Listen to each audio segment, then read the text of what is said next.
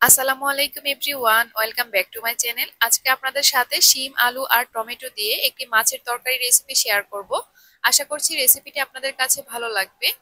তাহলে চলুন আর কথা না বাড়িয়ে আমরা ঝটপট রেসিপিটি দেখে নিই। প্রথমে চুলায় একটা কড়াইয়ের মধ্যে দিয়ে দিচ্ছি 2 টেবিল চামচ পরিমাণ রান্নার তেল। তেলটা যখন একটু গরম হয়ে গেছে তখন এখানে দিয়ে দিচ্ছি আগে থেকে মশলা মাখানো মাছ। আমি 10 মিনিট আগে থেকে এই মাছগুলোর মধ্যে লবণ, হলুদ আর মরিচ দিয়ে মাখিয়ে রেখেছিলাম। আজকের রান্নাতে আমি পাঙ্গাস মাছ দিয়েছি, তবে আপনারা চাইলে যে কোনো মাছ দিয়ে এই রান্নাটি করতে পারেন। তো মাছগুলোর এক পাশটা ভাজা হয়ে গেলে উল্টিয়ে দিচ্ছি অপর পাশটা ভাজার জন্য। খুব ভালোভাবে মাছের দুই পাশটাই এরকম লালচে রং করে ভাজা হয়ে গেলে এগুলোকে তেল থেকে উঠিয়ে নিচ্ছি। তো মাছগুলোকে ভেজে নেওয়ার পর এবার একই তেলের মধ্যে দিয়ে দিচ্ছি একটা বড় সাইজের পেঁয়াজ কুচি। এখানে তেলের পরিমাণটা কম হয়ে গেছে, তার জন্য আরো 1 টেবিল চামচ পরিমাণ তেল দিয়ে দিয়েছি। তেলটা দেওয়ার পর আমি আরো কিছুক্ষণ ভেজে নিয়েছি। যখন পেঁয়াজগুলো একটু সফট হয়ে গেছে তখন এখানে দিয়েছি 1 চা চামচ পরিমাণ রসুন বাটা।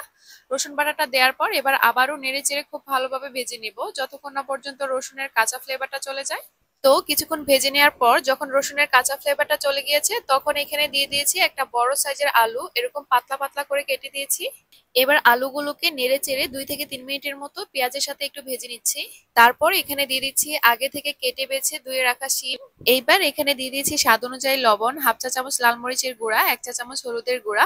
এগুলো দেওয়ার পর নেড়ে চেড়ে খুব ভালোভাবে শিম আর আলুর সাথে মিশিয়ে নিচ্ছি। এবার ঢাকনা দিয়ে ডেকে মিডিয়াম আঁচে রেখে দেবো 4 থেকে 5 মিনিটের জন্য। এই তো 4 থেকে 5 মিনিট পর ঢাকনাটা উঠিয়ে নিয়েছি, আর এই যে দেখতেই পাচ্ছেন শিম আর আলু থেকে কিন্তু কিছুটা পরিমাণ পানিও বেরিয়ে গেছে। এইগুলোকে একটু উল্টি পাল্টি নেড়ে চেড়ে দেওয়ার পর এবার এখানে দিয়ে দিচ্ছি 2টা মাঝারি সাইজের টমেটো কুচি। তো টমেটো গুলো দেওয়ার পর এবার শিম, আলু আর টমেটোর সাথে খুব ভালোভাবে মিশিয়ে নিয়েছি। তারপর আবারও ঢাকনা দিয়ে ডেকে 4 থেকে 5 মিনিটের মতো মিডিয়াম আঁচে কষিয়ে নিয়েছি। এই যে দেখতেই পাচ্ছেন শিম, আলু আর টমেটো থেকে বের হওয়া পানিটাও কিন্তু একেবারে শুকিয়ে গেছে। এবার এখানে তরকারিতে ঝোলের জন্য দিয়ে দিব 2 কাপ পরিমাণ পানি। চেষ্টা করবেন এখানে গরম পানিটা দেওয়ার জন্য, তাহলে সবজিগুলো খুব দ্রুত সেদ্ধ হয়ে যায় এবং সেই সাথে তরকারির স্বাদও ভালো আসে। তো পানিটা দেওয়ার পর এবার এখানে দিয়ে দিয়েছি 1/2 চা চামচ পরিমাণ ধনে গুঁড়া। তো এবার ঢাকনা দিয়ে ডেকে জাল করে নিতে হবে যতক্ষণ না পর্যন্ত সবজিগুলো খুব ভালোভাবে সেদ্ধ হয়ে ঝোলের পানিটা একটু শুকিয়ে যায়।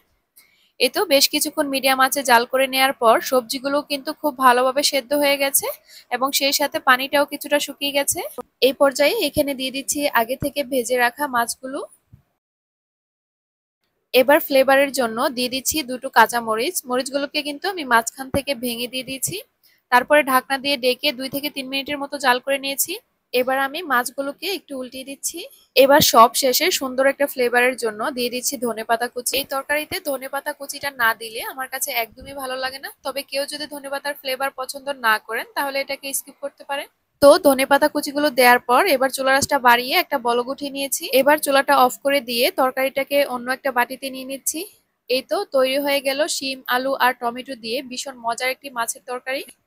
আশা করছি আমার আজকের এই সহজ রেসিপিটি আপনাদের কাছে ভালো লাগবে। রেসিপিটি ভালো লেগে থাকলে প্লিজ একটা লাইক দিবেন।